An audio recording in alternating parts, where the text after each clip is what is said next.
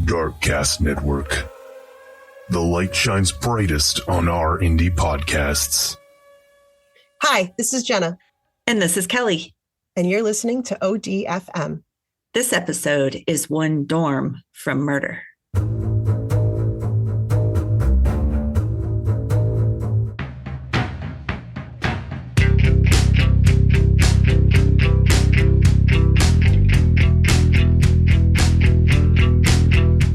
First, we have to do a shout out, though, because we have a new patron. Oh, yes. That's so exciting. Thank you for joining us, Morgan. We so appreciate you. Absolutely. Thank you for joining our very odd family. We are it's the odd family. Yes. It's like the Addams family, but different. The odd family. It's also a dysfunctional. Just as weird. Oh, God, yes. All right. So are you ready to hear this story? I'm ready. And I'm glad I'm not of college age right now. I know. This actually happened when we were of college age. Oh. Ish. Snap. Okay. Yeah. Oh, shit. Okay. So there's a warning on this one for shocking content, rape, and gore. Damn. I know, because it's pretty bad. But I wanted to share some of the horrid things this person's done because you get a true feel for how vile this human sounds like monster was. So, my God. Okay. One of my all-time favorite horror movies is Scream. And I told you, like, if you haven't watched it in a while, watch it. But you're so good at remembering all the movies. Yeah, that I can remember. Where I'm supposed to be tomorrow, not so much. Right. Yeah. Details. The thing that I loved about it the most was the infusion of humor in between all the bad scares, which was amazing. But I agree. Yes. But did you know Scream was inspired by a true story? Nuh-uh. I know I did that one story where it was inspired by Scream. Right. Yeah. Oh, no, this is like murder inception. Totally. We just keep going in and out. Right. Which one is it? Shit. Yeah. Okay. I had no idea. But oh, God. But we, of course, are going to Florida. So here we go. Let's go, Florida. Yeah. So, well, in Florida, something even crazier than the normal degree of crazy was taking place in the early 90s. More than the guy who tried to bite his own face? Oh. Or did he bite? Moving. Or no, he bit a homeless man's face. Yes, that's right. I don't know. He took the bath salts or whatever. Dude. Yeah. Okay, so there's the screenwriter there. His name's Kevin Williamson. Okay. He's there. He's house sitting for a friend, and he's watching a developing news story about some really gruesome murders taking place right in the town he's staying in. Oh, shit. It's in Gainesville, Florida. So this is not unsettling. I am fine. The story is so shocking and surprising for the area that he's like, I'm afraid I could become a target. He looks over, he notices the windows are open and there's a breeze coming through. So he's like, no. So he goes running around the house, closing all the windows, grabs a butcher knife, and he's like, I'm going to shut down this house. So he calls his friend, I assume the one that he's house sitting for. And he's like, I think someone's in the house, and he's checking every nook and cranny. He is freaked the fuck out. So once he makes all the rounds through the house, he makes sure that, in fact, there was not anyone in the house. Okay. He sits down and begins writing the screenplay for Scream. Oh. It's so exciting. Okay, that's pretty good. I know. And he was a struggling artist at this time and stuff, a struggling writer and actor. So this whole thing launched his, oh my God. Okay. Career. So let's hear about the murder that launched the career of Kevin Williamson. Oh, yes. It became a Wes Craven miracle. Yeah. Such a good movie. The real killings and certain parts of the story line up with bits of Scream. But of course, as you know, Hollywood has to make it completely different. I don't know. By your description, it sounds like it was pretty damn bad as it was. It's way worse than Scream. Okay. All takes place in Gainesville, Florida, like I said. But it all takes place just a month after Gainesville had just been awarded with the title as best town in America to live in. So, whoops. Was somebody like, wow, well, I can't have that. Hold my knife.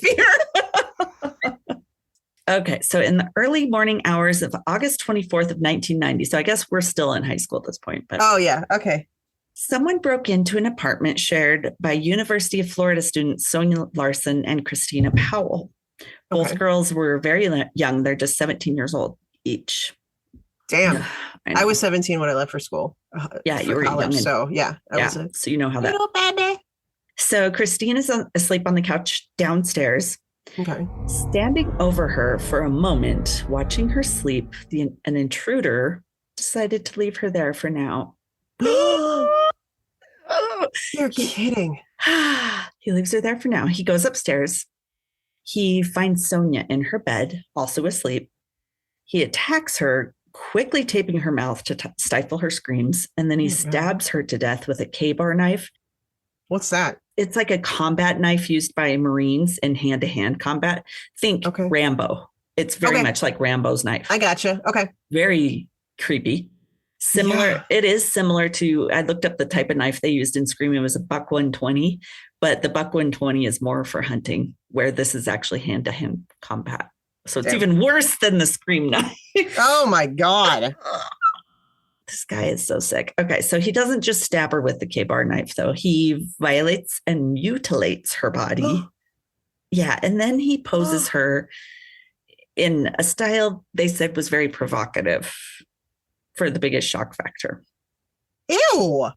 Yeah, and Ghostface in Scream, the very first killing was Drew Barrymore, and he posed her hanging from the tree in a very shocking way with her innards coming out. Yes, I cannot not remember. Unsee that. Forget that. I can't unsee that. Exactly.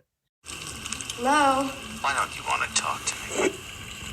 Especially because, you see Drew Barrymore in a movie, you think she's a main character. She's not going to die. So that was the ultimate awesome. Like, what? She was gone first.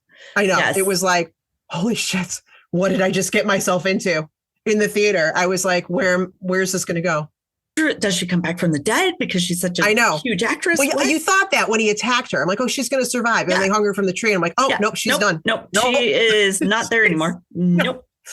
All right. So he poses her, but he's not finished. He goes downstairs where Christine is still sound asleep. She hadn't heard anything because he had taped her mouth. Sonia's mouth. God. So he attacks Christina, tapes her mouth shut immediately. He bound her wrist behind her, and then he cut her clothes off, which I guess he had done to Sonia too. Okay. So he rapes her, and I believe he raped Sonia too. Then he put her face down on the floor where he stabs her 5 times in the back. Oh my God. And then he puts her in a provocative pose, and feeling like he still wasn't quite done, he returns to Sonia's dead body where where he rapes her again. Was there something left? Good God, man. He's so gross. I know. Haven't you done this a little bit? I mean, much tonight already? I know. And you said he mutilated her. So that's what he was looking at while he... And then he removed both girls' nipples to keep his trophies and took a shower. And he took a shower? A shower. And he cleaned their bodies. He did clean their bodies with some detergent. Oh, my God. Oh, my God. Disgusting. He was brutal. This is the news story that the guy was watching when he was sitting in the house and he got freaked out? Yeah. No wonder he's all the fucking, and he's right close to this area. So he's like, and he's closing all the doors. Well, I'm sure they hadn't caught him yet when they did the news. So, nope. So, so it's like, let's shut this shit down. But instead of like watching a show or something to ease his mind, he's like, I'm going to write a horror movie. Oh my God. Which is awesome. I'm glad he put it into that because it came out perfect. But during this time, there's a young reporter working in the area. And this is so much like Scream. Yes. He's a motivated journalist. He's wanted to get the biggest scoops first, much like Courtney Cox's character. Cox, yeah. Something weather something? Yeah, stormy weather. Stormy weather. No, Gale Weathers. Gale's better. Hi, Gale Weathers reporting live from Woodbine Police Station. Yeah, I think it was Gale. I remember thinking it was like an inappropriately aged name for her character. That's true. Right. I remember that. I was like, you're right. It was Gale. You went with Gale. See, See, I haven't seen it in years, but this is the shit I remember. That's why I figured you didn't need to rewatch it, because you have a memory for movies like crazy. So this reporter, it's a dude this time, but he drives around and he listens to the police scanner to try to be the first on any scene for a juicy story. This is how he... was he about to find something? Yeah. So on Sunday, August 26th, he's doing just that. It's like middle of the night. He hears it's daytime by this time. He hears a police transmission asking for backup, and then another, and then another, and then some more. So he's like, okay, this is something big. This is where I need to go. Yeah. So he hightails it to the location of the apartment shared by Sonia and Christina. Okay. So he's the very first reporter to arrive. He's making his way up to the apartment when one of the deputies he knows well. Dewey. Everything's under control. Dewey comes up to him, and this is the guy who usually gives him all the scoops first and all that kind of stuff. And he's like, man, you can't go in. You absolutely can't go in on this one. So while talking to this deputy, he sees other cops running out of the apartment puking. Yeah. So he's like, shit, this is bad. And he knew those cops and knew they'd seen a lot and they could handle just about anything. Right. But seeing that, he's like, yeah, this is a big deal. So holy cow. And this guy went back to the other girl a second time. And it's making cops puke. That's next level shit. This is how you know it's very bad. Holy crap. So while still collecting evidence at the apartment, the police get a call that another body had been discovered. No. Who found them? Do you know?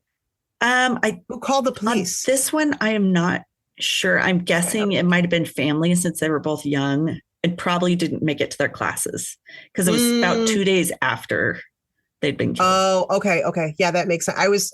I hope it wasn't people they knew who walked in. No, maybe they were doing a wellness check. And then they were like, they're not well. They're not doing well. They are not. Nope. That's a negative. While they're at the scene, they got a call for another one. It's a good thing that director locked all the windows. Yes. He's still out. He's still out there. So in an apartment less than 2 miles away from these young gals was the body of 18-year-old Krista Hoyt. So Krista, she had worked as a clerk on the night shift at a sheriff's office. You would think that would be the safest job in the world. But she uncharacteristically had failed to show up to work one evening. Oh. So when coworkers tried calling her repeatedly, there's no answer. And they were like, okay, this is weird. We're going to send officers, which is so nice that she worked there. Because other jobs might have been like, she just quit. Especially because she's 18 years old. Exactly. Yeah. So they go to her apartment, and this crime scene may have been even more brutal than the first. In fact, it was. God. I know it gets really bad. I can't even, my imagination doesn't even go there. Yeah. Well, the police who entered, they weren't prepared either because they saw a headless body posed of Krista. And again, they're quick to run to the bushes and puke because it is just. Oh my God. So bad. So they realized that killer had entered the apartment by jimmying. And this is my freaking problem with sliding glass doors. But yeah, he jimmied a sliding glass door with a flathead screwdriver. Mm-hmm. Krista wasn't actually home when he entered. So he decided to stay and wait. And he. Oh my God. Yeah. Obviously, burglary wasn't his goal. Gross. The thought of walking in on this. So at around 11 a.m., Krista had entered her apartment and she was attacked from behind. He had caught her in a chokehold, and then he grabbed his roll of duct tape and covered her mouth and bound her wrists behind her back. Then he led her to her bedroom, once again cut her clothes off and made her lay face down on the bed, then stabbed her several times, one of which severed her aorta. And I do think he probably raped her as well. Oh, but this is really sick. So he flips her over and completely slices her open from abdomen to breastbone, which these kind of remind me of Scream because they were so brutal that way. My God, it's like an autopsy. I know, but she's alive when he does it. So when she was alive when he did it? Yeah, he had stabbed her a bunch, but she was dying, and then he did that. Oh, God. I know. So then when police arrive, they find her sitting up without a head. And the head was displayed on a bookcase looking at the body. Get the fuck out of here. Oh, that's some brutal. Holy crap. Sick fucker. I know. So hearing about the murders through the local journalist, the town is like in a panic, just like in Scream. Everything's shut down. But they're the safest town in America. I know. No, the best place to live. Best place to live, which does have a huge safety rating. Yeah. Come on down. But instead of a high school, this is kind of a university setting since these kids are all university students. Right. Okay. So the university tries to prepare the students as best they could. They give them the usual advice: don't walk alone, be on alert, check your surroundings. But they did give the option to return home with no repercussions because it was at the beginning of the. Fuck yeah! I was going to say if you needed an excuse to not show up to class, man. Yeah, exactly. I can't think of a better one. Yep. So a ton of kids went home. Yeah. I would have. I don't think I would have fucked with that. I would have been like, nope, I'm out. But the dorms where some kids ended up staying, they said it was like freaking ghost town. Why would you stay if you were given the A-OK? I know, like just leave. So nearly everyone who was there, they got pepper spray, guns. And the guns, it's funny, they became like a commodity. You could not find them within 100 miles of town. God. Great. So now everybody's armed. Oh, God. On edge. And on edge. My God. Do not surprise anyone, even wear a bell around your neck. But then the killer could find you. Oh, God. I know. You feel like you're not safe at all. And that's how they felt. Like the town became like a ghost town. Everyone's taking cover and they're all hoping they're not the next victim. You can't kill anybody if there's nobody there. Right. Exactly. Sorry, we're all gone. We're all gone. Just a murderer walking around the streets by himself. We showed you. Now you have no one to kill. What you gonna do now? So like the movie, just hours after the murders, the news was all over the papers and the TV. And rumors are swirling from like tales of cannibalism and Satanism and cults. And it became like you didn't even need to go there. It was brutal enough as it was. It was worse, probably. Yeah. Right. Yeah. So the media frenzy, just like in the movie, was so ridiculous that even news trucks were being dispatched from Japan. So I'm assuming they were dispatched. I don't know how, like they probably rented trucks here, but they were sending their reporters over because the news was so shocking. Way to go, Florida. So the killer was dubbed the Gainesville Ripper. Okay. That seems appropriate. Yeah. He was ripping, not just farts. So the press, just like the movie, pestered students and even victims' families trying to be the station with best coverage. It's just like that. Slimy. Jesus, the camera, hurry.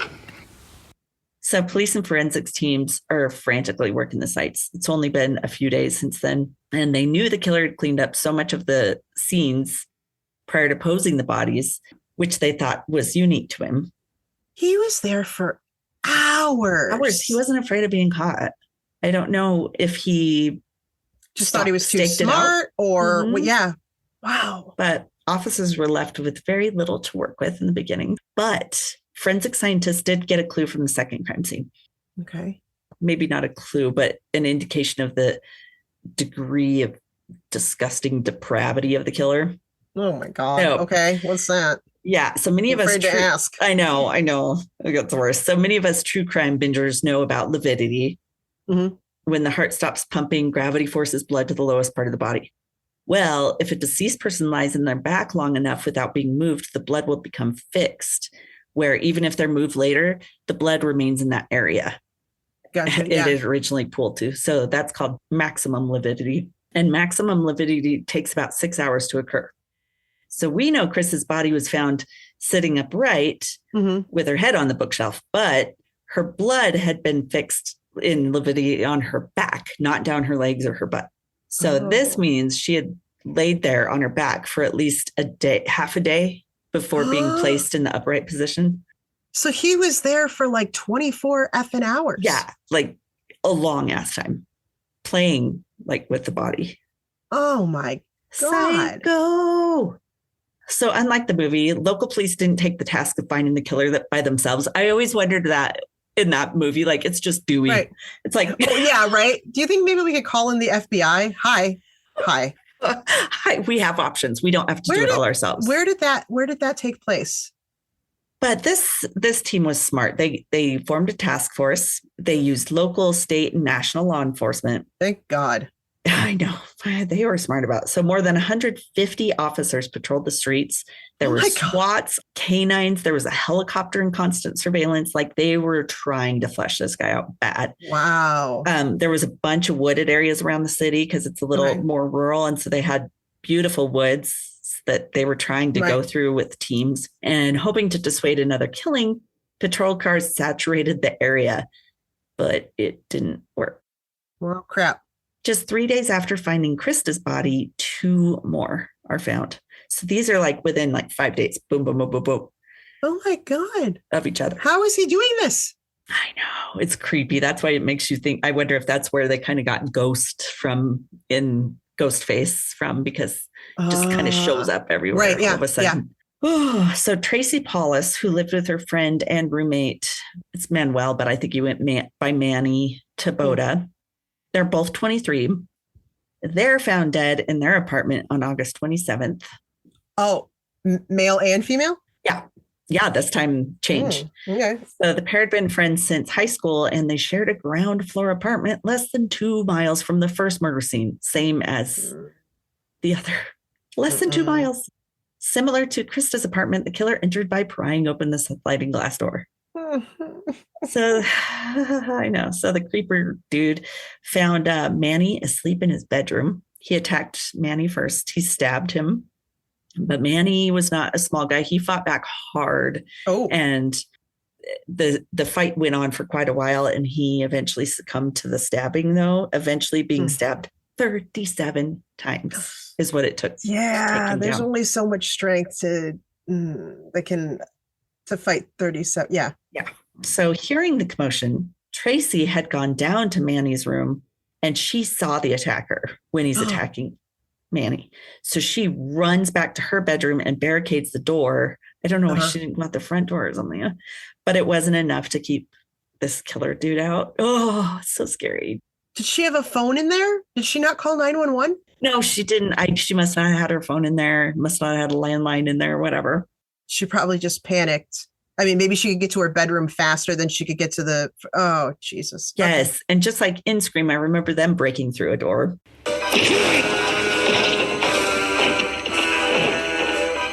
Oh, God, yeah. Yeah, he breaks through the door and grabs her, tapes her mouth and wrists. I don't know why he's bothering taping her mouth. Maybe there's a lot of...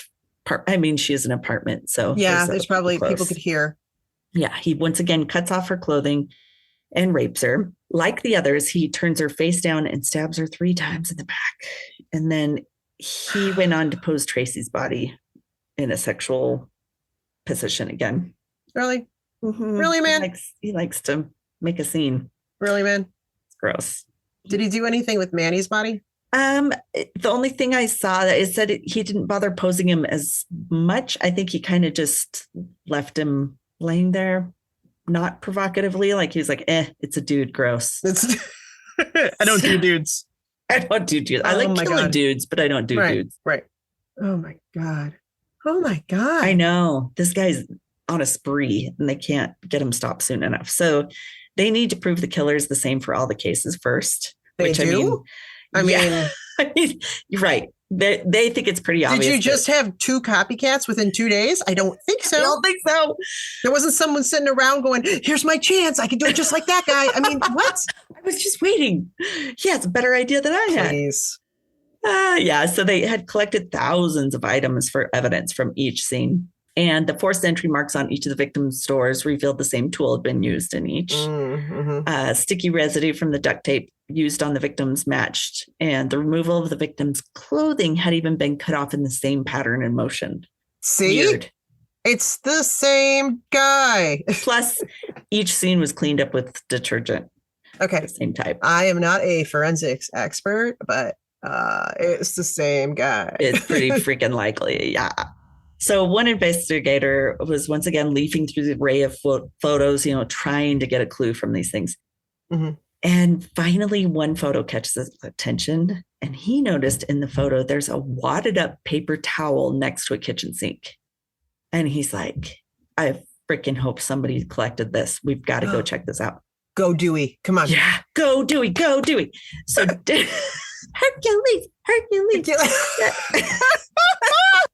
So he finds it in the evidence and he submits it for testing, and they got a hit that it contained pure semen, meaning it is uncontaminated. So pure sample.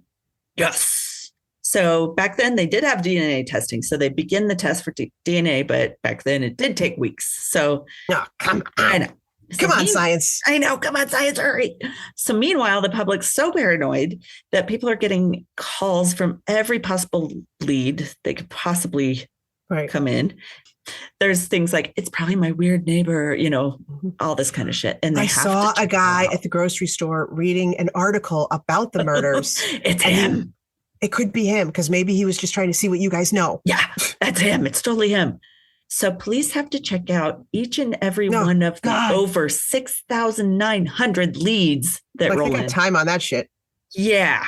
This ends up gumming up the investigation, of course, making the work even more tedious, frustrating. But there's a bunch of people who had called in the same person, thinking that he would be a good suspect. So this is a 19-year-old university student. He was reported as behaving erratically and talking incessantly about the murders. Plus, he'd had a violent history. Police bring him in, and as soon as they do, the killings seem to stop. So they're like, okay, this might be our guy. Interesting. Edward Humphrey is his name. Wow, that's unfortunate. Yeah. Good old Ed. Good old Eddie. So he had a mental illness history, and his face was disfigured from an accident that he had from jumping out of a moving car during a mental break. So his face was very scarred up, and the scars helped fit him into that kind of monster category. It's who you'd think might look like a very like Phantom of the Opera, one side. Police were able to arrest Edward because he had just recently attacked his grandma. Nice guy. Initial tests on semen found at the crime scene, though, showed that whoever had left it had been a type B secretor, and narrowed the pot for them substantially since it's a more rare type.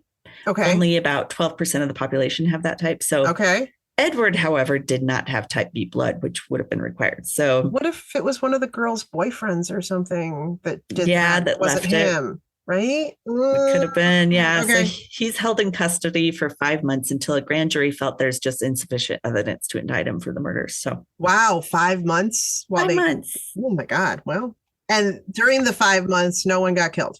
Right. Interesting. Right. Yep. So if you remember in Scream, the police thought they had the real killer initially, Cindy's boyfriend, but they didn't. But they did. So, but they did. Right. So this also proved they didn't have the right killer the first time. So on the day that Krista's body had been found, the girl that was sitting without her head. Oh, yeah. A bank in Gainesville was robbed at gunpoint. And the day after the robbery, a cop spotted the robber walking down the street in Gainesville.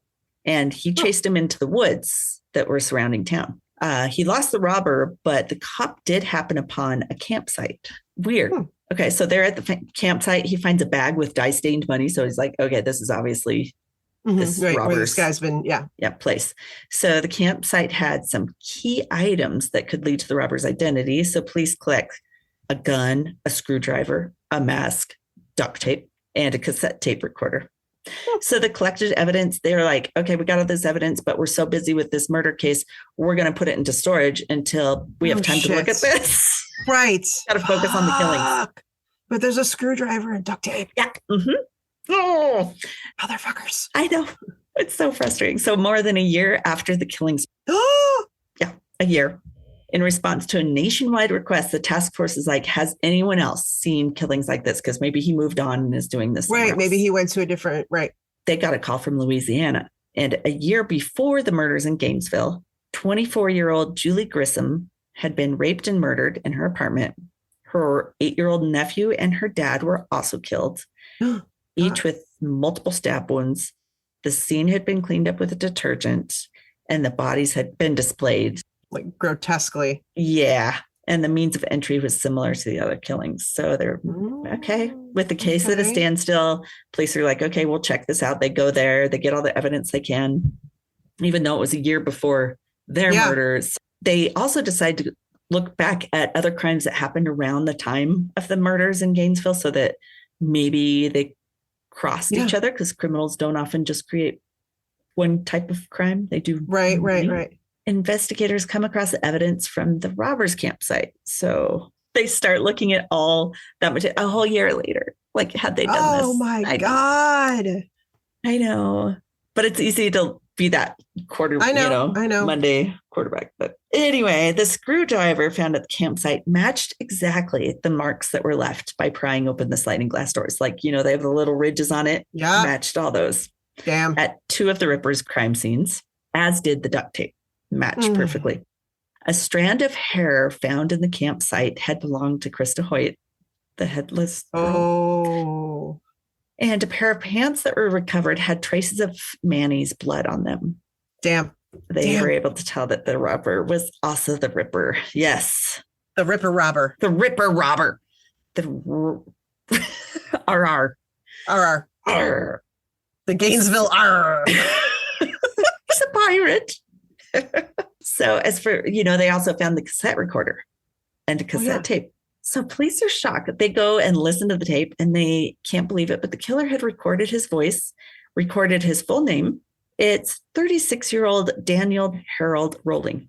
Oh, my God. Okay. He had recorded his thoughts, songs, messages for his family, saying things like, "This is not what I had wanted." Oh. Deep Thoughts by Jack Handy. What? Deep Thoughts by the Ripper. By the Gainesville RR. So when police go to search for Daniel Rolling, they didn't have to search far because he was already in jail. Well, that's convenient. That helps. What was he in jail for this time? That also helps you not kill for a while if you've been put in jail. So the week after the Gainesville murders, he'd been arrested for another robbery. Really? All that shit? And they got him on robbery? Yeah. Luckily, they found out this evidence went with him before he was let out of jail. Jesus. So even with the evidence, police had Danny, as he was known, not Daniel. Okay. He wouldn't admit to the murders at first. So police had other ways of proving it was him, though, because of the DNA. So they gathered his DNA, matched perfectly to the semen. So he was responsible for 5 murders that they knew of at this point. Oh, my God. So after arresting Danny for the murders and robbery, investigators set their sights on details of the cases, just trying to find out what he was doing, all that kind of stuff. One of the leads they had gotten in early on in the investigation, all those called in leads. Oh, yeah. Might have been the right one, had been the right one. Oh, fuck. So a Shreveport, Louisiana resident named Cindy Jurasich. Okay, we'll go with it. We'll go. Cindy had called in a tip to the Crime Stoppers and had reported that Daniel Rolling may be responsible for murders in both Shreveport and Gainesville. Because, she knew him.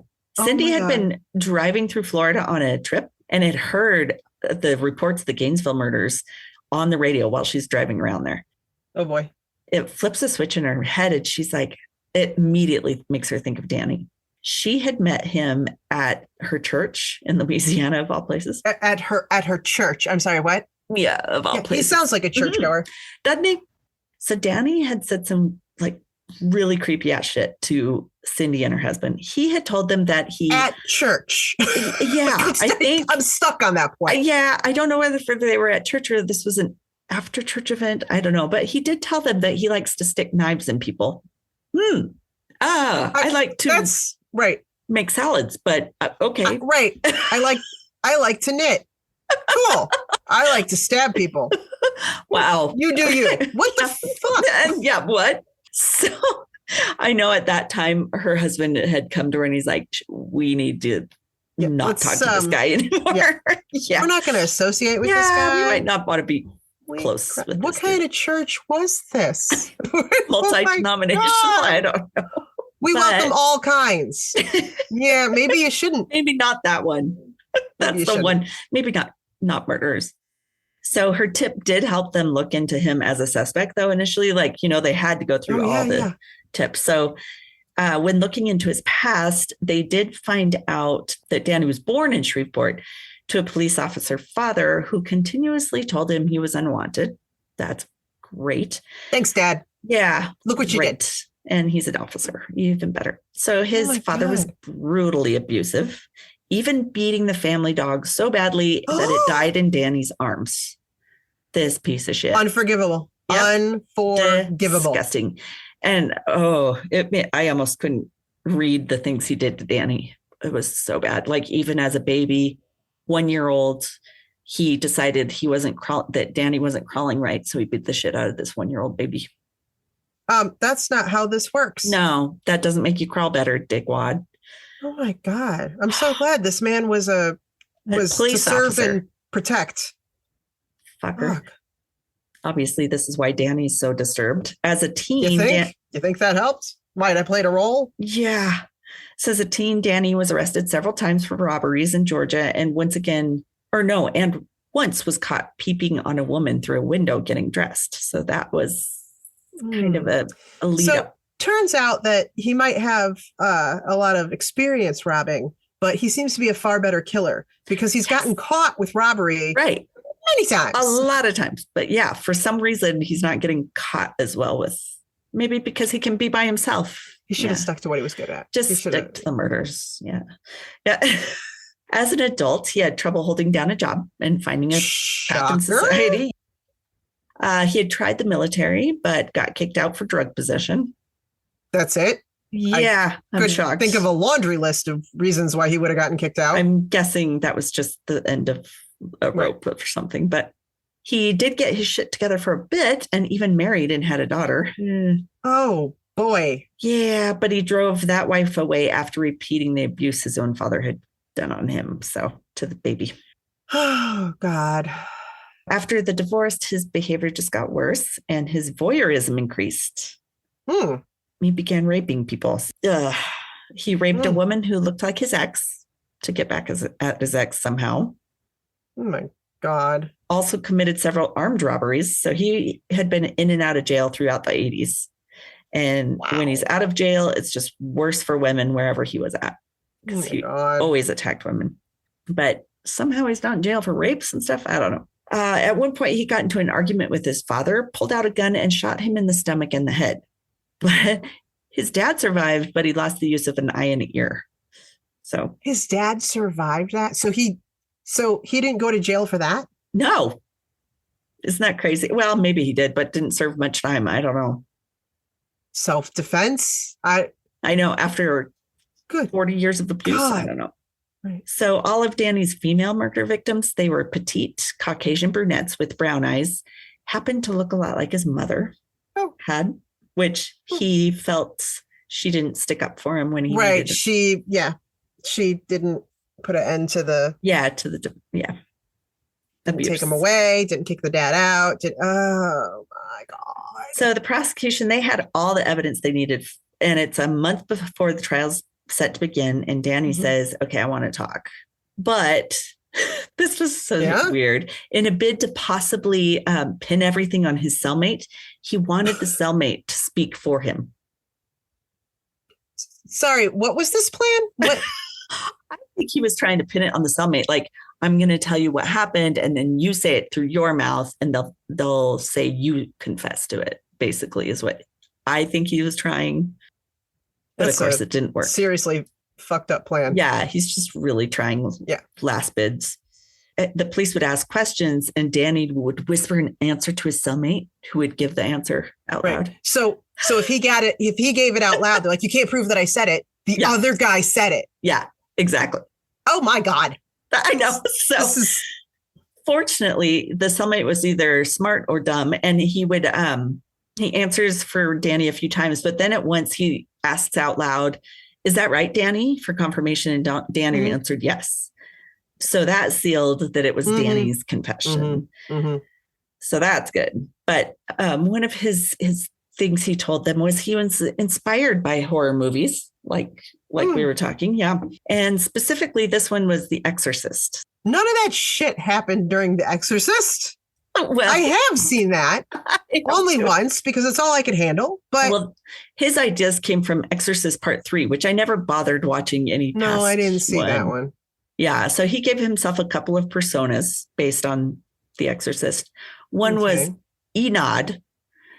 Okay. Which is Danny backwards. Okay. Really? It's like a little kid game. Okay. I'm Yellick. Yeah. And you're Inej. Inej. Yes. Yellick and Inej. And he is Enad. Yellick and Inej. Nice. So his other persona was Gemini, which was the name of the killer in that same movie. So he said his personas were part of demons taking over his body and making him do these things. So as for answers for the murders and why he came back to Krista's house. So, Krista's house where he took her head off after she had laid there for hours and hours. Right. He said he had left after he killed her. And then he realized that his wallet was missing. Oh, fuck. So he went back to retrieve it. And then he was like, oh my God. I may as well have some more caught fun. Him that if somebody had gotten there sooner. Yeah. But then he's like, I'm going to go and play with the body more instead of just like going grabbing the wallet. Getting the wallet and going. He really pressed his luck there. Gross, man. So he was able to evade capture right away by the lack of evidence he was leaving at the scene since he was pretty good at cleaning up. Wow. Instead of leaving duct tape on his victims, he knew enough to throw them in dumpsters far away so prints wouldn't be found, his prints. And he used, which was actually very smart. Wow. He used cleaning solvents to wash down the bodies to get rid of traces of semen. But he had that oopsie moment and left. Yeah. He forgot about that one. Whoops. Yep. Whoopsies. So a psychiatrist examined him, of course, because, you kind of need to make sure. And he walked out of the room just shaking his head, going, no. Nope. Oh, this dude. So he has a severe personality disorder. Many of them. Think? Shocker. Pick one. Yeah. Which one? All of them. But he was fit for trial still, and he knew the severity of his crime. So he got to go to trial. But while behind bars awaiting trial, a writer, Sandra London, collaborated with Danny to write a book on him called The Making of a Serial Killer, the true story of the Gainesville murders in the killer's own words. I don't know how she sat and spoke to him directly. It gets better. While working together, the two become romantically involved. Get the fuck out. Did she not read what he did? He's telling her all the shit he did. And she's still like, oh, he's kind of hot. So they eventually even get engaged. Something had to be wrong with her too. Oh, yeah. Oh, easily. Oh, my God. So and their relationship was the focus of Errol Morris's first person TV show. There was a TV show done about them and their romance. There was? Yeah. And Danny has started making artwork in jail, and it focused on his artwork and his supposed feelings of remorse. I mean, it was so gross. I didn't watch it. I don't want to watch it. Blech. No. It also showed a segment of Danny using one of the court hearings to publicly serenade Sandra in the courtroom. If it please the court, could I address the court? Sure, say whatever you want to say. Thank you. Anytime. I recall the day I first saw you. I reached out to say I love you, but it was hard to say. I couldn't touch you.